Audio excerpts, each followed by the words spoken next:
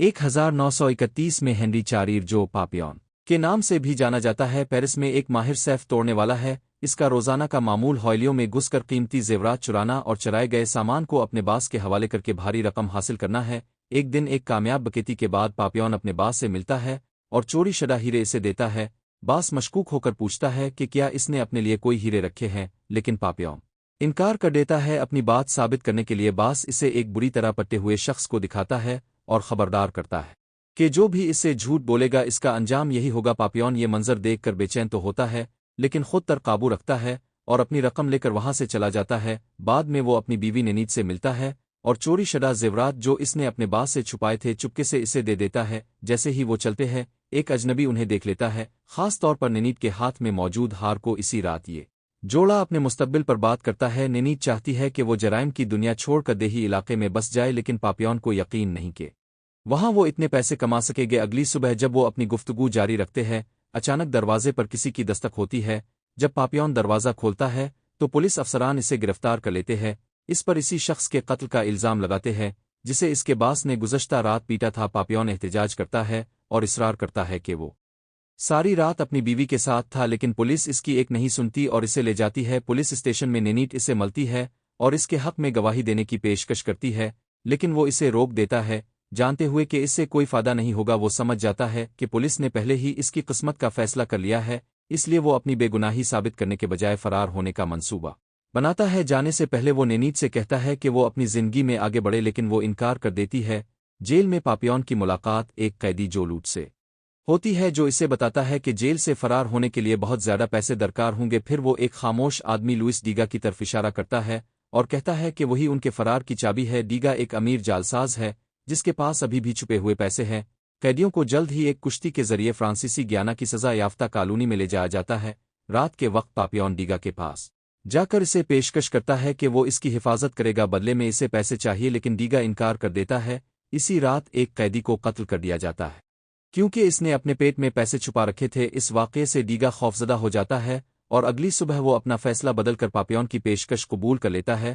معاہدہ یہ ہے کہ پاپیون اس کی حفاظت کرے گا جب تک کہ وہ سزا یافتہ کالونی پہنچ نہ جائے۔ ڈیگا فرار ہونے کا ارادہ نہیں رکھتا کیونکہ اسے یقین ہے کہ اس کی بیوی جلد ہی اسے چھڑوا لے گی۔ اسی رات ایک خطرناک قیدی ڈیگا پر حملہ کرنے کی کوشش کرتا ہے، لیکن پاپیون اس کا دفاع کرتا ہے، جس کی وجہ سے ایک لڑائی چھڑ جاتی ہے اور محافظ الرٹ ہو جاتے ہیں۔ پاپیون کو سزا دی جاتی ہے، لیکن اسے کوئی پرواہ نہیں کیونکہ وہ خوش ہے کہ ڈیگا محفوظ ہے۔ اگلی صبح وہ جیل پہنچ جاتے ہیں۔ اندر داخل ہونے سے پہلے جولوٹ خود کو زخمی کر لیتا ہے تاکہ وہ اسپتال بھیجا جائے جہاں سے فرار ہونے کی منصوبہ بندی کر رہا ہے۔ پاپیون اور دیگر قیدی سزا یافتہ کالونی میں داخل ہوتے ہیں جہاں زیادہ تر قیدی خطرناک قاتل ہوتے ہیں۔ جیل کا سخت گیر وارڈن نئے قیدیوں کو خبردار کرتا ہے کہ فرار ہونا ناممکن ہے، اگر پکڑے گئے تو انہیں 2 سال تنہائی میں رکھا جائے گا، اگر وہ دوبارہ فرار ہونے کی کوشش کرے گے تو انہیں 3 سال قید تنہائی کی سزا دی جائے گی۔ تیسری بار کوشش کرنے پر انہیں شیطانی جزیرے بھیج دیا جائے گا جہاں لوگ اپنا ذہنی توازن کھو دیتے ہیں۔ مزید برآں اگر کوئی قیدی قتل کا ارتکاب کرتا ہے تو اسے عوام کے سامنے گیلوٹین کے ذریعے سزائے موت دی جائے گی۔ قیدیوں کو پتھر اٹھانے کا کام سونپا جاتا ہے۔ پاپیون اچھا کام کرتا ہے، لیکن ڈیگا جسمانی محنت کا عادی نہیں ہوتا، اس لیے مشکلات کا سامنا کرتا ہے۔ بعد میں پاپیون ایک کشتی والے سے ملتا ہے اور اسے فرار کے لیے ایک بڑی رقم کی پیشکش کرتا ہے۔ وہ شخص راضی ہو جاتا ہے اور پاپیون کو اگلی رات ساحل پر آنے کا کہتا ہے۔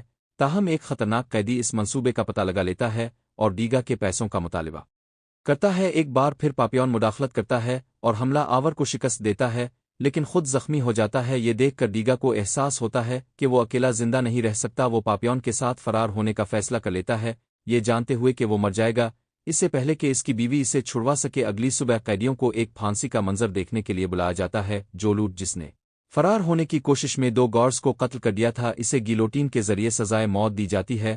پاپیون اور ڈیگا کو لاش دفنانے کا حکم دیا جاتا ہے، لیکن ڈیگا، جس نے پہلے کبھی مردہ جسم نہیں دیکھا تھا، خوف سے گر پڑتا ہے۔ جب وہ حرکت کرنے سے انکار کرتا ہے تو ایک گارڈ اسے کوڑے مارتا ہے۔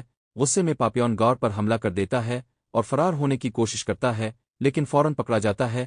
اسی رات پاپیون ساحل پر کشتی والے سے ملنے کے لیے پہنچتا ہے، لیکن اسے احساس ہوتا ہے کہ یہ ایک جال تھا، کشتی والے نے اسے دھوکہ دے کر جیل کے وارڈن سے پیسے لے لیے تھے۔ پاپیون کو دوبارہ قید میں ڈال دیا جاتا ہے، جہاں وارڈن اسے بتاتا ہے کہ چونکہ اس نے جس گارڈ پر حملہ کیا تھا وہ بچ گیا ہے، اس लिए इसे सजाए मौत नहीं दी जाएगी, ताहम इसे एक और जजीरे पर सालों तक कैद तन्हाई में रखा जाएगा। नई जेल अंधेरी और सुनसान होती है, जहां सिर्फ एक ही कानून है, खामोशी। पहले जहां कैदी आपस में बात कर सकते थे, यहां हर कैदी को एक अलग कोठरी में रखा जाता है, और यहां तक कि खुद से बात करना भी काबिल सजा जुर्म है। खाने की मिकदार भी बहुत कम दी जाती है, जिसकी वजह से पापियॉन दिन ब दिन कमज़ोर होता जाता है। एक दिन अचानक इसे एक नारियल मौसूल होता है, जिसके साथ एक चिट्ठी भी होती है।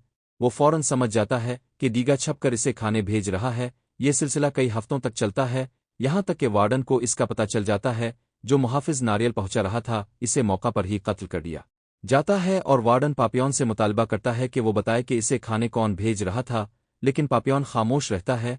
नतीजतन वार्डन इसका खाने का राशन मजीद कम कर देता है। एक महीने बाद पापियॉन बेहद कमज़ोर हो चुका होता है। वार्डन इसे एक मुकम्मल खाने की पेशकश करता है, शर्त यह है कि वो बताए कि इसे नारियल कौन दे रहा था, लेकिन पापियॉन फिर भी इनकार कर देता है। गुस्से में वार्डन इसे मुकम्मल अंधेरे में रख देता है, और रोशनी और खुराक की कमी के बायस पापियॉन पागल होने लगता है। बिलाखिर वो जेल के अस्पताल में मुंतकिल कर दिया जाता है, जहाँ इसकी दोबारा मुलाकात डीगा से होती है, जो वार्डन का एतमाद जीत कर कुछ सहूलियात हासिल कर चुका होता है। पापियॉन इसे बताता है कि इसने पागलपिन का बहाना किया था ताकि इसे तन्हाई से निकाला जा सके। वो एक और फरार का मंसूबा बनाते हैं और 2 मजीद कैदियों को साथ शामिल कर लेते हैं। सीलेर जो ताकतवर मगर बेरहम है, और मैचूरेट जो कमज़ोर और अक्सर सताया जाने वाला कैदी है। डीगा अपनी तमाम बचत सीलेर को दे देता है, जो अपने ताल्लुकात इस्तेमाल करके एक कुश्ती खरीद लेता है। जेल में फिल्मी रात के दौरान वो फरार होने का मंसूबा बनाते हैं। डीगा जो गार्ड्स को मशरूब पेश कर रहा होता है, उनके मशरूब में नशा आवर दवा मिला देता है, और चुपके से जेल का गेट खोलने की चाबी चरा लेता है। अंदर बाकी कैदी इंतजार कर रहे होते हैं, लेकिन अचानक एक तूफान आ जाता है और बिजली चली जाती है, जिसकी वजह से सीलेर घबरा जाता है। ताहम डीगा एन वक्त पर पहुंचकर दरवाज़ा खोल देता है। वो सब गेट खोल कर साहिल की तरफ भागते हैं, जहां एक कुश्ती उनका इंतजार कर रही होती है।